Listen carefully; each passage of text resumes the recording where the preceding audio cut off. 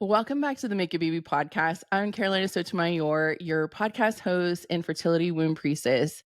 And boy, are you going to have a treat today. I'm talking to one of the favorite people I've ever had the pleasure of serving. Her name is Caitlin, and she is coming all the way from Arkansas. Caitlin, thank you so much for being here. How are you? Thank you so much for having me. I'm doing great. I'm so happy to be here. So happy to have done this work with you and excited to share. I cannot wait to dive in. How did you find me? You found me on YouTube or Instagram? Instagram. I was just searching I need help getting pregnant and yeah, somehow found you. So I'm super grateful that I did. So we worked together and we had a little bit of a time crunch. And I was like, let's do it. YOLO. For me, is your heart is something that I really want to showcase. Like you have the heart of a servant, of serving people and wanting to change people's lives and really impact. And I saw that light in you and I was like, gosh, I just couldn't I was like, this is going to be great. This is different. And I usually get that feeling. It was like, there's something different here. And so we worked together in a private container one-on-one. Can you paint a picture of like where you were at physically, mentally, emotionally before we started working together? And where were you in your fertility journey? absolutely. So my husband and I got married in 2019 and immediately I have polycystic ovarian syndrome or PCOS and it just wasn't working. I wasn't ovulating. So pretty much starting, I think it was Thanksgiving of 2019, we began our fertility journey with Clomid, letrozole, all of these different medications. Nothing was working. Ended up moving to IUI. We did 2 rounds of IUI, and then it became clear, even with all of the medication, I wouldn't ovulate, even with IUI and assistance. So we moved to IVF and began that process in 2022. I had 3 egg retrievals and we were getting ready to transfer our first embryo in 2023 when my husband discovered a lump on his neck and was diagnosed with stage 4 diffuse large B-cell lymphoma, so cancer. And I just felt like everything I wanted in my life was just going to slip through my fingers. Like, he's going to die. All I've ever wanted is to be a mother. And, he didn't die. We went through 12 rounds of chemo, multiple diagnoses, surgeries, everything. And he was declared in remission about a month ago. But through that, once, his cancer was stabilized, we were still going through chemo, but I decided to start transferring. And we had 1 miscarriage, a failed transfer, and a chemical pregnancy. So the unfortunate thing is we had 1 embryo left and the chemo left my husband infertile. So we can't make any more biological babies. And I started to panic. I didn't know what to do. We have 1 more left. They aren't working. They can't figure out why. And I decided to kind of go, I don't know, to the wall, I guess, doing whatever I possibly could to help this one transfer. And that's how I found you. So I think I reached out to you 2 weeks before my transfer and was like, I don't know what you can do, but let's do it. And it was successful. And I'm 19 weeks pregnant today. That is one of the most that has to be one of the most, I don't even know what the adjective to use, like challenging, hurdle filled, obstacle filled, devastating, heart wrenching, gut wrenching fertility stories I've ever heard. Like you are not only just dealing with infertility trauma and then fertility assistance trauma with the IUIs and the IVF and the retrievals, and your husband gets stage 4 cancer and is going through chemo, 12 rounds of chemo. I'm so glad that he is in remission. Like, I'm so thankful for that for you. Like, I am just in awe of you. And the work that we did together was so powerful and so potent. Like, you moved a lot of energy in our container in those 2 weeks. It was as fast. It was really life changing. And I wasn't prepared for that. Really? I didn't understand. I mean, I I was thought, just surprised. I'm like, "Really? You're ready to do the work?" I was like, ooh, Reiki. Okay. She'll do some stuff. I'll just sit there and take it and then hopefully get pregnant. But that's not what it was. And it was a really transformative experience for me. I think that I'm at the point in my career I probably have to change it. It's not just Reiki, it's a little bit No. of magic, it's a little bit of soul work, it's a little bit of shadow work, a little bit of identity work, a little bit of definitely a lot of coaching, but also, like, you're doing the heavy lifting. I'm just asking, maybe making suggestions or thought-provoking questions, but you're digging into, like, old memories and old things that need to be healed. I feel like the work that I hold in sessions are, it's not just to get you pregnant, it's to really get you to be the mom or the version of you in addition to the mom you wanna be, but the version of you as a human that you've always wanted to become. I feel like that is the heart of it, the womb work. So at that point, would, in this with this deeper womb and emotional healing, what were some things that came out of our work together that Yeah, really, like, was long lasting for you? I think when we started working together, I had also okay, so during this time, my husband's going through chemo and cancer treatment, and I'm going through transfers. I was also running for United States Congress. Yes, And baddie that you yeah, are. it was just a lot, and Yeah. I think that's a response to trauma that I have is like just do everything, like Mm, be as busy as you can and you won't think about it. And one of the things that you told me was that like based on I guess your reading of my like situation and who I am is like I didn't feel deserving of it. And that was so true for me. So and that's the stuff I wasn't prepared for. It was like you need to slow down and you need to focus on this this baby, this soul that's coming to earth, and you need one thing that you could do is to feel accepting of it, like you are worthy of being a mother, you are worthy of this pregnancy journey, like, and you don't have to change to be worthy. And that was very intense for me. And so it really forces you to gain a connection, to forge a connection with your womb, which is like what I learned is really like your heart. It's part of who you are, it's it's yourself. your soul. Yeah, it's your soul. It's where your soul resides in your body. Intense. That's intense work. It is. It's not You for the faint of know? heart. Yeah.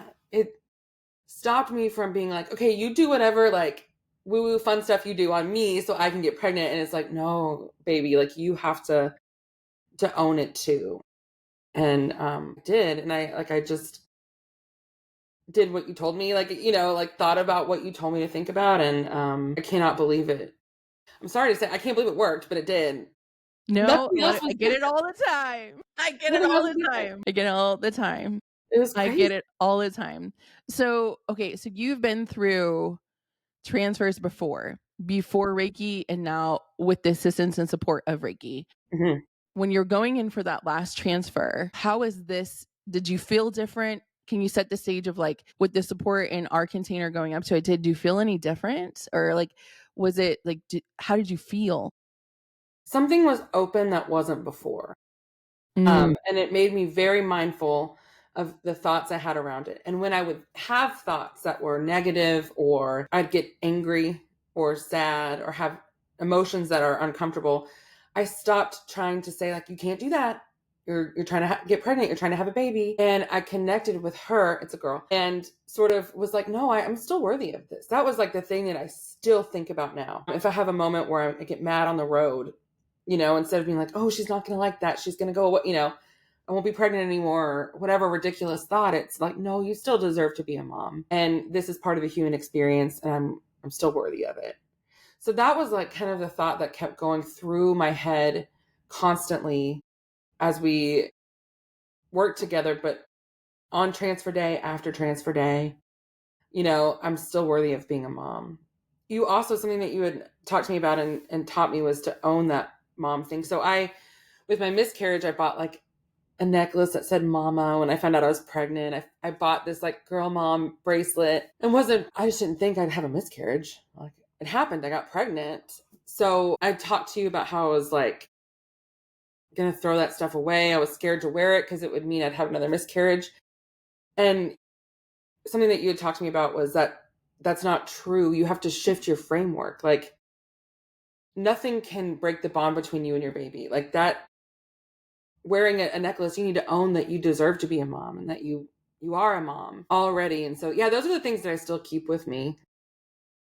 No, I do deserve to carry this baby to term, and I do deserve, to have a safe delivery with her. I do deserve these. Yes. Yes. Yes. 100%, million times yes. A lot of the things that I don't want to say this, in general speaking, as women, as a gender, we are taught to be quiet or taught to shrink ourselves, to dim our light, to be polite, always smile, stay pretty, do all the things, to be pleasant. And it causes us to feel like we cannot take up space and that we cannot speak up when we need to or when we just want to.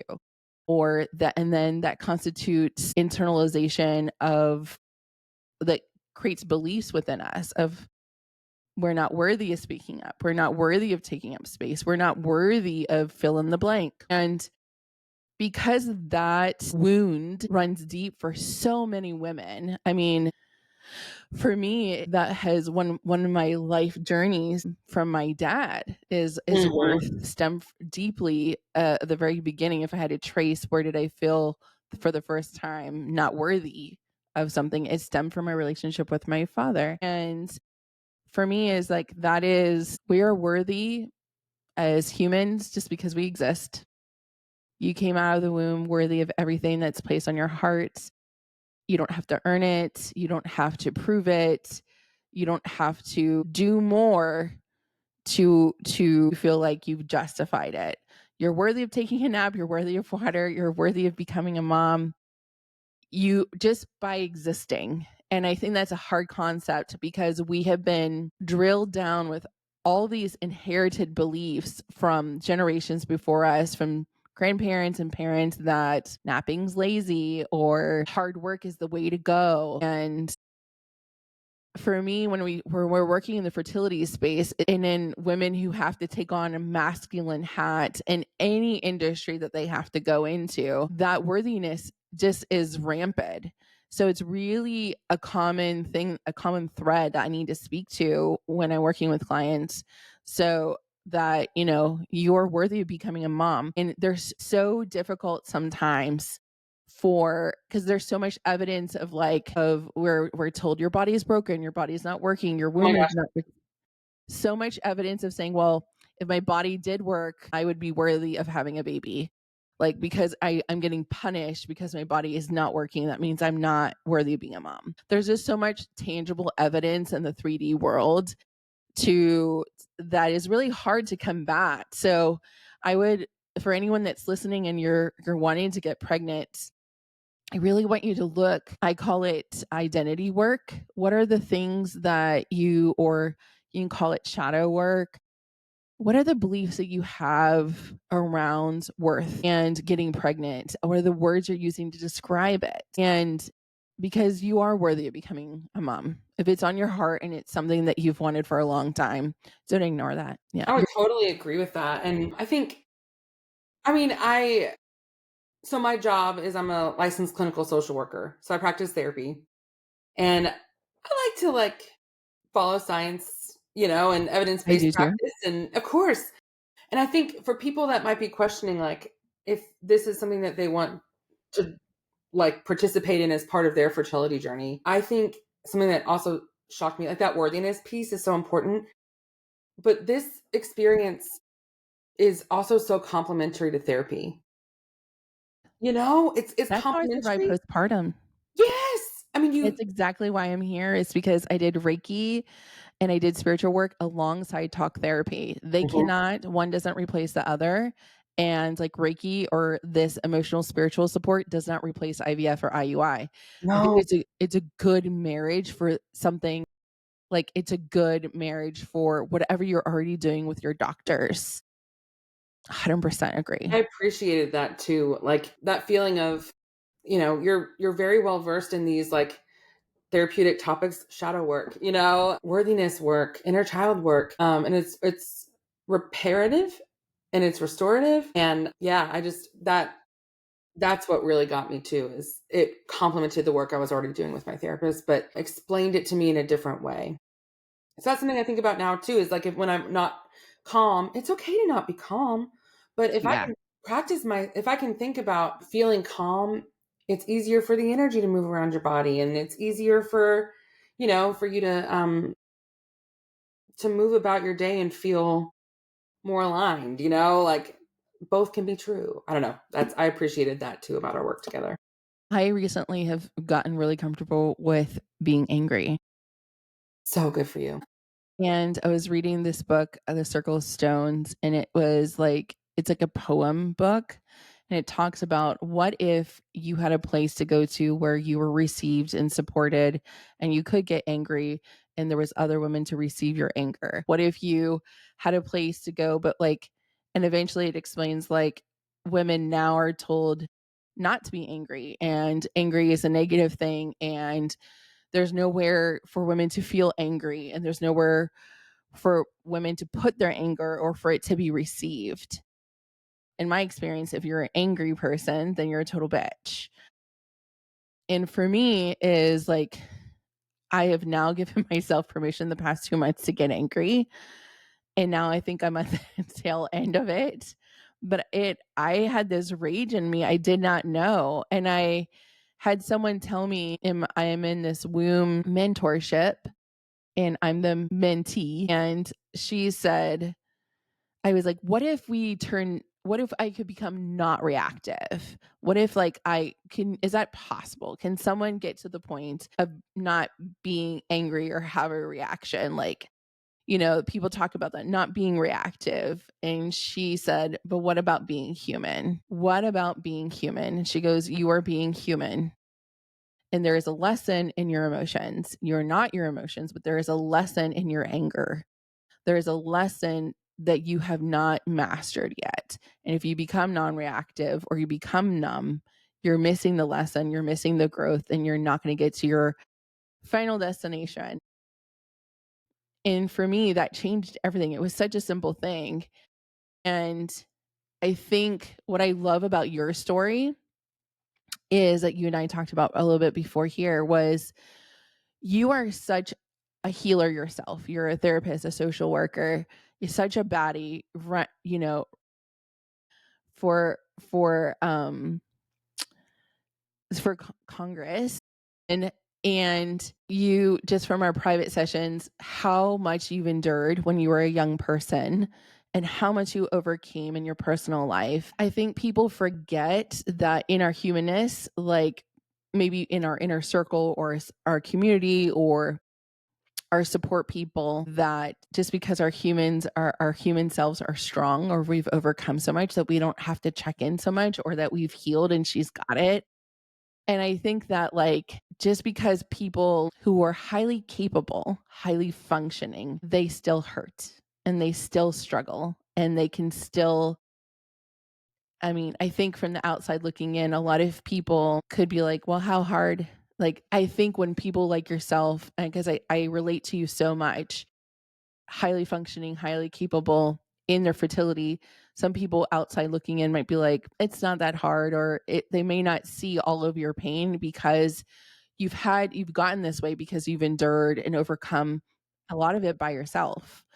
How has your support been in your pregnancy since you got pregnant? Are people supportive of you? Are people showing up for you? Are you communicating what you need differently than before? Absolutely. And, it's interesting. I think physicians, healers, Reiki masters, therapists, people who help do often get really overlooked. She's good. She's got it. She's fine. She has the tools that she needs to support her emotionally through IVF, Right. cancer, a congressional run, whatever. And I don't. Like, I'm just a person. I'm a stinking person. You know what I mean? Like a You're a really human. human, like You're a so human. thoroughly human. Yeah. And I don't have all those answers. And so, at first, I think it's interesting the investment. And I think it's always like so disingenuous when people use that term, like with wedding pictures, they're always like, here's the investment. But truly, it was an investment for me working with you. And I think that was the first step that I needed to know that like I am prioritizing myself and like I'm open to this experience. But to answer your question, since I've, become pregnant and told people At first, people were really nervous to be excited with me. Mm, And I felt like I was the only one excited. Now, there were a couple people. I have some great friends, but even my mom struggled to be happy for me because I think everyone was waiting for that other shoe to drop. This happened twice before, right? With my chemical pregnancy and my miscarriage. Like, why would they think it's different now? But I know that like that worthiness work was what kept me going through it, and like yeah. being afraid is okay. It's okay to, of course you're going to be afraid. I think it's a natural transition to recognize it. Like, if you had infertility trauma and losses, it's going to transfer to fear of losing your pregnancy 100% of the time. People don't understand that, they don't say it, but if you've had it does. It transfers then to pregnancy anxiety. And even now at 19 weeks, it's like sometimes I have that thought of like, okay, something's going to happen, but on one hand I can hold close to my heart that like, yeah, that's a legitimate fear and it's okay that you're scared. And on the other hand, I can hold close to my heart that, you know, I can have that fear and move forward. And I can have that fear and celebrate where I am. And I can have that fear and know that I'm worthy of being a mom. But yeah, now, I mean, of course, everyone, each appointment, each blood draw, as I got closer and closer and farther along, everyone joined and everyone's so excited. And we can't believe, like, also, okay, my last embryo, right? This was a day seven, 6 BB embryo. So the chance of it is day seven means it's like was a little bit behind.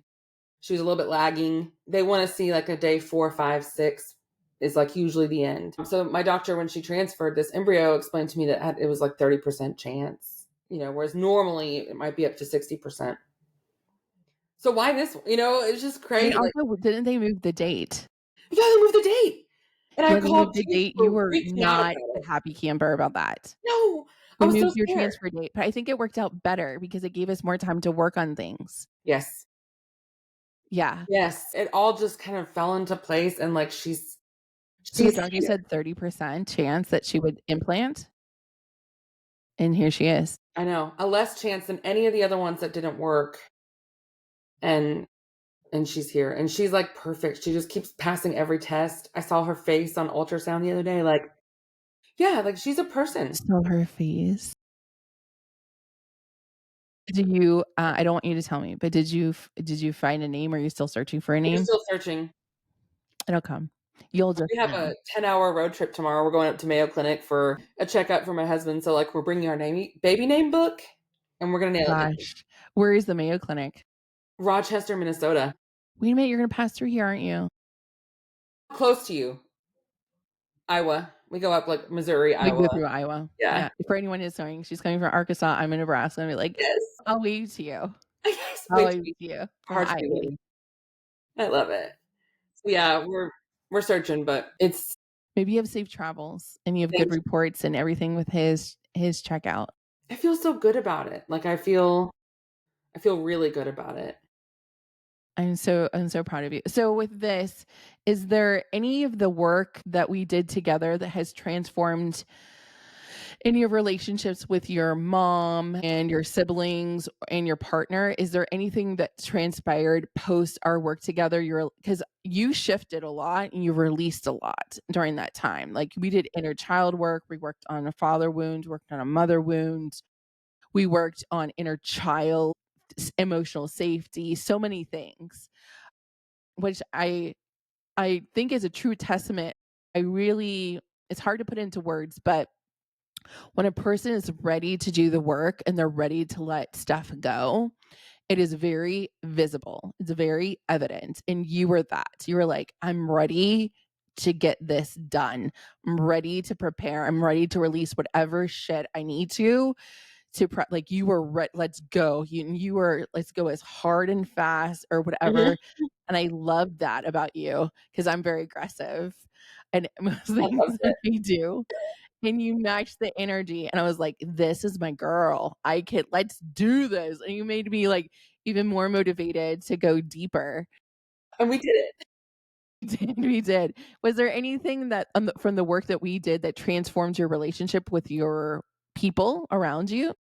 Yes. The biggest thing I think was you taught me about Ho'oponopono, which Love interesting because that. like I have Hawaiian heritage. My dad's family is Hawaiian, but it's a Hawaiian like Forgiveness prayer. forgiveness prayer, method of forgiveness. And it's about like forgiving others, but also forgiving yourself. And Mhm. so, okay, now I've talked about it with a lot of my clients, like, and everyone rolls their So eyes when good. it's Ho'oponopono, but it's so good. But another thing I'll talk about with clients is like finding your drishti. So when you're in yoga and you're doing a balance pose, you find a spot on the wall and you focus on it. And I kind of merged the two ideas. Like my focus right now is growing this baby and bringing her to earth and staying alive to see her. Those are my focus right now. So when something happens with my mom or a family member or a friend that upsets me or makes me feel unworthy or less than, I can bring hope. I can focus my drishti, right, is like this baby and the baby being healthy and me being healthy. And I can say, is this worth me holding on to, or can I let this go? Can I acknowledge that it feels and I don't like that and I'm having a feeling about it and I can let it go? Can I do that? Is that worth it? And I often, most of the time, it's yeah, I can do that. And I try to think of it like a breath. I let it come and I let it go and I let go. And that has been truly transformative. It's something that will probably be with me the rest of my life. Like I need to work through letting a lot more go, but that was huge. Yeah, I love that you said that. I love Ho'oponopono because it was taught to me in my first Reiki training. Mm. And what I have found is a lot of people don't know how to forgive themselves. I think some people can like forgive others, but even sometimes I find that clients might find that difficult how to really let it go or forgive and not forget or whatever, however you want to do it. So I found that we just need more tools. We need a ritual of Mhm. how to move through it. And when we get job training, we always have processes, standard operating procedures, there's protocols, but, like, for me is why can't we have that for emotional support?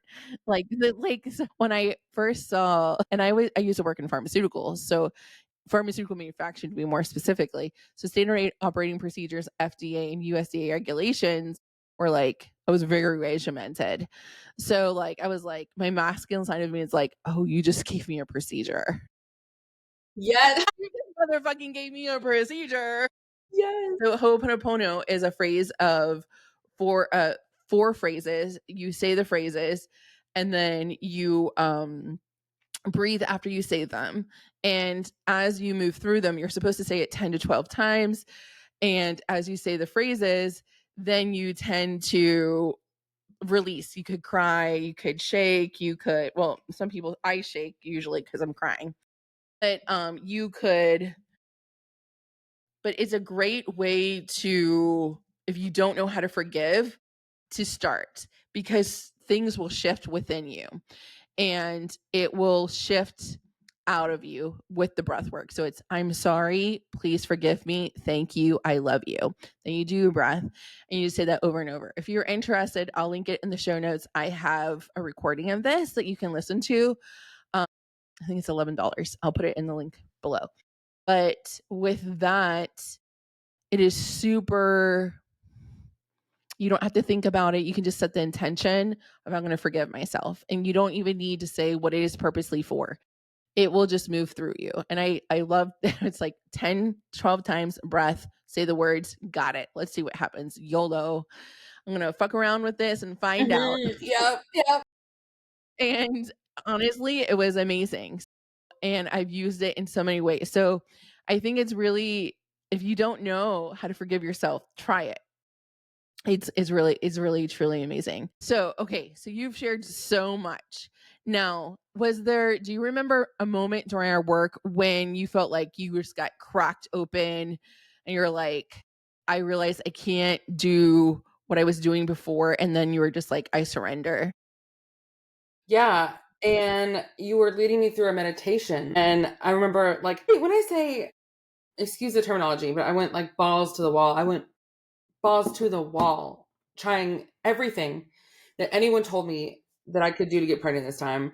And so really the only other like thing I did differently was like I set up an altar, which is interesting.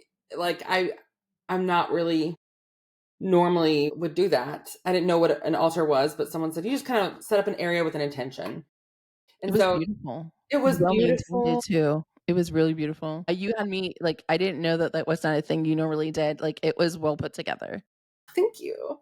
I love to do research. So of course I did all the research on it. And yeah, so I was just sitting in front of it and doing this meditation. And it was, again, the worthiness thing that just got me.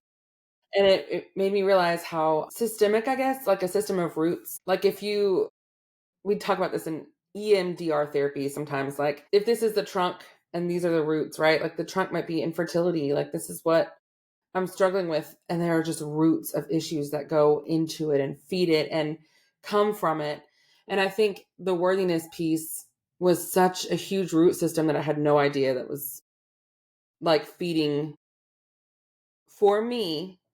I think part of the infertility. So that was a moment. Yeah, I think I started crying and was I feel like there is usually what I have found is there can be multiple things that are working. What I think is a big misconception is when people come to me is, do they have to heal everything in order to get pregnant? And it's the answer is no. because you're so Usually, worthy when you're unhealed. right. And you're gonna be unhealed to the day you die. I think that when people's like, "I'm healed," it's so layered. Like, I lost my dad today is 11 years ago today, Oh, and I can say, like, every year of grief has been different, and I wouldn't ever say that I'm healed, but I've done a lot of healing, and I'm in a really great place with it. I think that that's a really trauma-informed way of saying things, but if you ever hear someone like, "Oh, yeah, I'm healed," I would really question that. I would really be like, but I really agree with, like, with everything you said. I think it's really important to understand that you can get pregnant.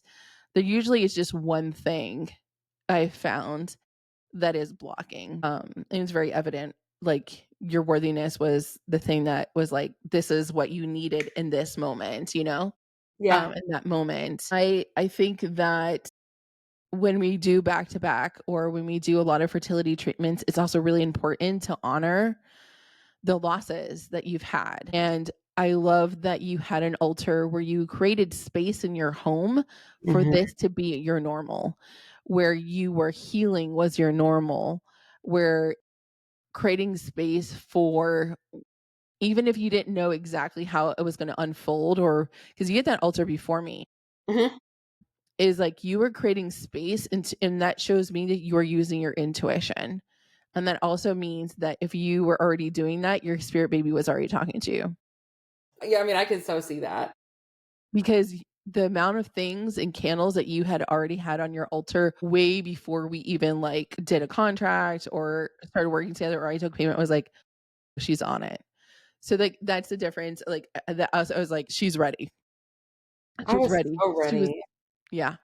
And one more thing I'll say is like, I think if you engage in this work, I don't think that it happened for me because I like got an A plus in Reiki. Like, you know what I mean? Like, because I did great or No, something. I don't Yeah. it's because you were ready to release it. We can talk about what that looks like. It's like, Yeah. so being ready to release things that you've held on to, that includes stories you've said, that includes the emotions you've held on to that supported those stories. There may have been beliefs around those things that you held on to. I call it like white knuckling, Yes. like it could be, for instance, my dad's death was the reason why I didn't conceive. Mm, It was emotional safety. It was safety for me, and then I got 1 Reiki session, and I got pregnant the next month. Like, I was testing positive the next month with Ollie, and he is now 8, and it was because very much like yourself, I went into that session, I was ready, and it was because what how you to sum it up in my think is what I believe is I wanted something very different than what I was existing in and what I was feeling. I don't want this anymore. I don't want to feel this way. I don't want to believe this anymore. I don't want to carry this anymore. And it was mhm. heavy. And I very, very, very, very much wanted to be a mom. And for me, I very, very much wanted to conceive naturally because of trauma that I had to my womb that I Yes. didn't like. I made a decision like, if I did not want to do IVF, I didn't want to do IUI. And for me was once I made that decision and I went into that session because I had already been doing the grief therapy work. I had already been seeing a psychic, and they both said in the same week, you need Reiki. Went and got Reiki. It's like you said, you can't just because you A plus a Reiki session or Yes. like it doesn't mean that you're gonna get pregnant. But what it is a fully holistic, meaning your all of your bodies and like every layer of your aura is ready to evict the thing that is burdening you and blocking you. And the things that are blocking women in infertility, there are reasons why there is PCOS and endometriosis and hormonal imbalances or not ovulating. And we can go into reasons for all of those, or your cervix, or so many things, or lining not thin enough, or periods not existing at all. There are emotional reasons why those exist, and we can heal all of them, or we can, but the thing that's going to get move the needle could be really just one thing. For you, it was worthiness. For me, it was safety. In that Mhm. Reiki session, she made me feel safe and it opened my womb. It stayed open long enough and she told me what to do to keep it open and I got pregnant. It can be as simple as that. It doesn't I have whole protocols like, yeah, these are like the 7 most common wounds, but you may not have all of those that need to be healed in this moment to conceive. I highly recommend them preemptively to so that you reduce your postpartum, you reduce complications in your Yes. pregnancy, reduce it in your birth. But to just get to the goal of I want to conceive, it could just be one or two things. It's so cool. That was really powerful too. And I was feeling her move. Getting to the point where I'm starting to feel her move, for the very first time, and like she was moving as you were talking about that, and I was, yeah, just feeling emotional. It's like Yeah. emotional work. And yeah, I like you lost my dad when I was young. I was 15, and I think yeah, there's just being alive is hard. I don't care how much God, money that you is a have statement. or like how much privilege It you is have, hard. whatever. It's hard. It's harder for some than more hard for some than it is for others, but none of us get out unscathed, and I think this is just such a good experience or a good way to confront those things and to open up your body and your mind to accept what you really want. Um, I just think that you're such a brave, courageous woman in on all of you. Like in Spanish, we would call you la reina, like you're the queen. Thank you. So like literally running for Congress, like healing everything that you've done, being who you are as a human. Like I know how people love on you in your circle, like how they just like show up for you. I also love how your cats were very active in our Reiki sessions. Like that happens a lot, but for women who are listening right now who are exhausted and have tried everything and they feel broken, what would you want them to know? Oh, you're not alone. That's so important to know. And infertility was probably more isolating and made me feel more alone than cancer treatment for my husband. Um, Wow. infertility is so lonely. And I want you to know you're not alone. It doesn't matter if you have PCOS or maybe your infertility is unexplained, or maybe you don't want to go through IVF, or maybe you've been through several rounds and your eggs aren't high enough quality, or what. I don't care what it is. You're not alone. And I would really encourage you to seek out, like I joined some Facebook groups that made me feel less alone going through this journey. I would really encourage you to do that. Um, and I would also encourage you to not give up. If this is something that you want, there are so many paths to becoming a mother, and I never anticipated Reiki being a part of my path ever. I never, ever, ever would have guessed that. Like never. And here I am. And I think in large part thanks to you and thanks to this Thanks for experience I you. had. And I'll thank myself for investing in it. And I'll thank this baby for like spirit baby for spirit babying and talking to me. I don't know. Like I'm Yeah, grateful to so many different things for being here, but don't give up. You can do this. And again, the path to motherhood, there are lots of ways. there are lots of ways. Lots of ways. And if we want to give our child a sibling, we're probably going to have to start exploring other ways because chemo took that from us, but it also gave my husband life. So you just have to. It's also a lot it, it's okay for those 2 things to exist and Yes. feel. Yes.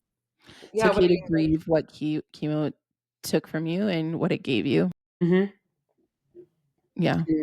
Yeah. We'll see. I got to meet this girl first and see how she feels and how our family feels. But I won't give up if I feel that we need to give her a sibling. There are lots of ways to get there. As the mom of a family of 3 and 3 dogs, 1 is a cool number, but I I always know. 1 is a fucking cool number, um, is 1 kiddo. The reasons I think the reasons why people expand their families and choose to have multiple children are they're so unique, and reasons why people choose to have 1 are also very unique, and that is what I'm really excited is to watch and keep in touch with you because now you have me for life, is like, it's just listening to yourself. Mhm. Like for me, I knew at a certain point, like mentally and my nervous system wise, as like what I was capable of doing and doing well, could only do 1. And that had to be more than what like he desires a sibling now. But I'm just not I probably could, but doesn't mean I will or should. And we shut down that factory. My husband's has a vasectomy like a long time ago. That factory is done.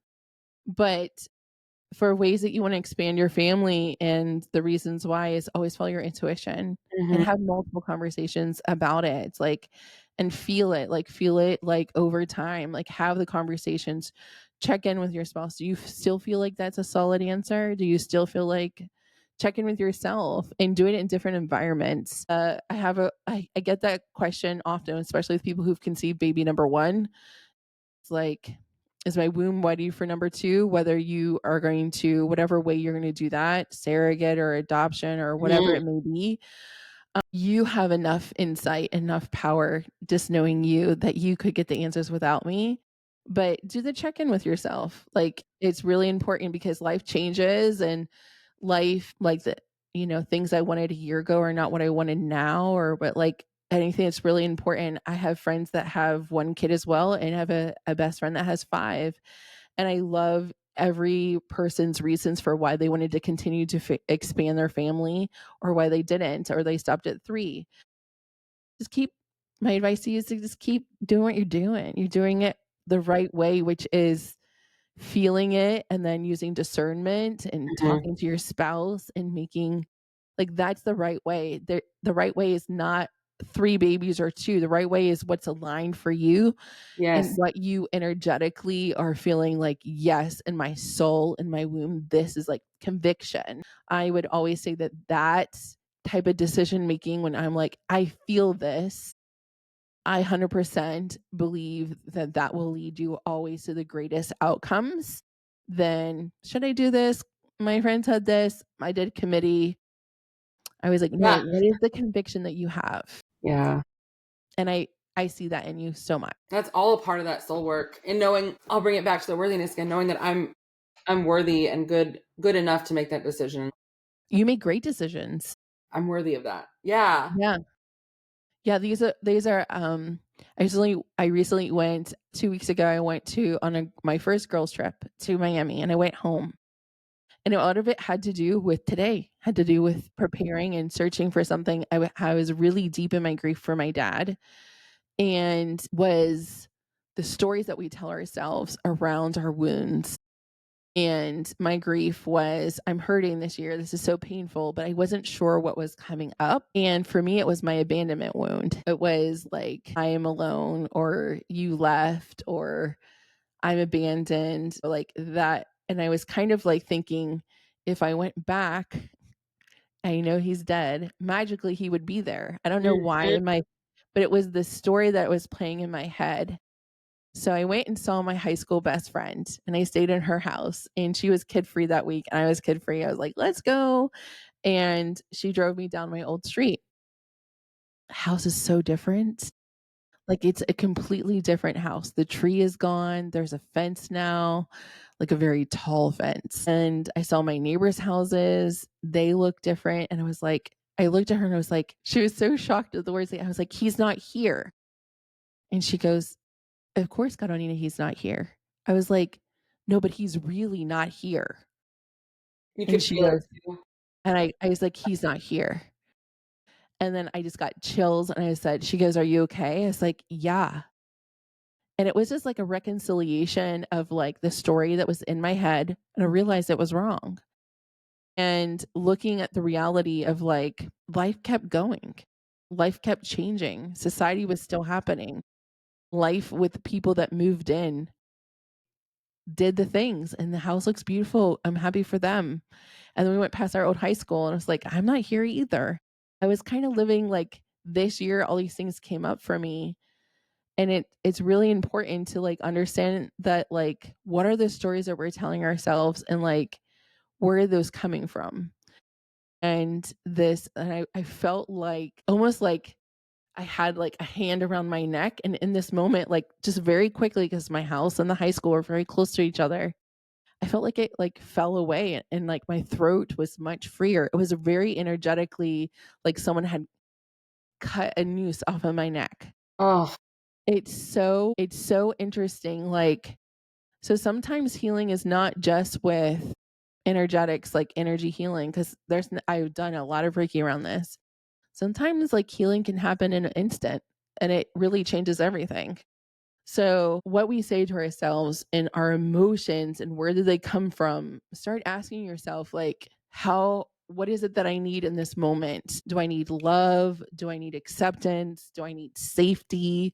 Do I need to feel like I need to belong? Do I need peace? And I call that inner medicine. What do you need or that version of you need? And that will solve a lot of things that are physically ailing you in your infertility because there's versions of you that were abandoned or made to feel like you weren't worthy or insert whatever feeling it is. But abandonment and worthiness are huge wounds that are very common. And it's really important to do those check-ins with yourself. I totally agree. And I think it's interesting that you like kind of peppered in some geographic healing there because I think that sometimes that is what we need in order to release and to let go and to know to It's a fully birth. recognize I'm not here, I'm not there. I know it sounds really like kind of strange, Very cool. very strange, like, but it was like, I need to do this, and I couldn't explain why, I needed to go home, and then I realized home is within me, it's not in Florida, and I really put that there because I was still hanging up my safety with him, and so now I feel like once that was cut off of me, off of my neck, that's literally I felt like my neck got looser. I feel different. And it's really interesting. So healing can be, and God knows I have done so much work around this. And that's why when I say, if a person says, I'm healed, bitch, It's no, you're always been a not. process. Yeah, healing. It can be You're healing. like, you will die an unhealed person. Like, I just like, they'll say, born a sinner, a sinner. Yes. Like, just like making this like realistic in the healing space. So, like, you're never done, but you also can just have tools in your toolbox. Caitlin, it's been a pleasure. Like, just So good to talk to you. so good to talk to you. Thank you so much for being here. Thank you so much for sharing your story. We wish you nothing but happiness, a healthy pregnancy, an empowering birth. And you know where to get me. I'm going to probably send you some gifts after this. And I just think that you're the bee's knees. Well, same. I feel I wouldn't be here without you. So thank you for the work and your energetic and time investment in me. And thank you. I just appreciate it. And I'm so happy to be here.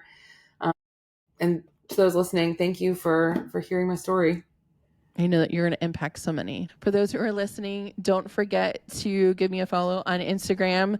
It is linked below. And if Caitlin's story cracked you open and you're ready to stop forcing and start receiving, DM me the word womb and on Instagram and we'll chat. We'll find either a program or a container that fits you and your budget and start healing. Until next time, my friends, let the Reiki flow.